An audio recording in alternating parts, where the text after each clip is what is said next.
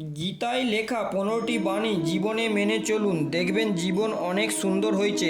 এক, পরিস্থিতি সংসারের নিয়ম। কাল যেটা আপনার ছিল আজ সেটা অন্য কারোর। দুই, শ্রীকৃষ্ণ বলেন যে মানুষকে বোঝানো উচিত যে ঈশ্বর ছাড়া তার এই দুনিয়ায় কেউ নেই। তিন, যা হয়েছে ভালোই হয়েছে, যা হবে ভালোই হবে। চার, অহংকার থাকলে বংশ, অনুশাসন এবং বহির্ভ তিনটেই ধ্বংস হয়ে যাবে। পাঁচ, জীবনে আপনি যত কঠিন পরিস্থিতির মধ্য দিয়ে যান না কেন নিজের পরিবারের সঙ্গ কখনোই ত্যাগ করবেন না। ছয়, জীবনে সব কিছু শেষ হয়ে যাওয়া বলে কিছু হয় না, সব শেষ হওয়ার সাথে সর্বদা একটা নতুন শুরুর ইঙ্গিত থাকে।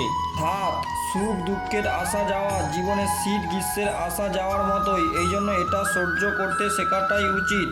আট, সবসময় কখনো থেমে থাকো না, আজ যদি খারাপ সময় চলে তো কাল অবশ্যই ভালো সময় আসবে।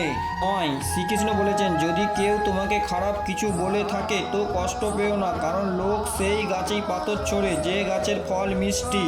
10, আপনি কেবল নিঃস্বার্থভাবে নিজের কাজ করে যান, শুধুমাত্র এটাই আপনার হাতে আছে, বাকিটা ঈশ্বরের ওপর ছেড়ে দিন। 11, মৃত্যুর ভয় কখনো করবেন না, কারণ আত্মা কখনো মরে না। 12, এই সংসারে কোনো কিছুই স্থায়ী নয়। 13, যে রাস্তা ঈশ্বর স্বয়ং আপনার জন্য খুলেছেন সেটা কেউ কখনো বন্ধ করতে পারবেন না।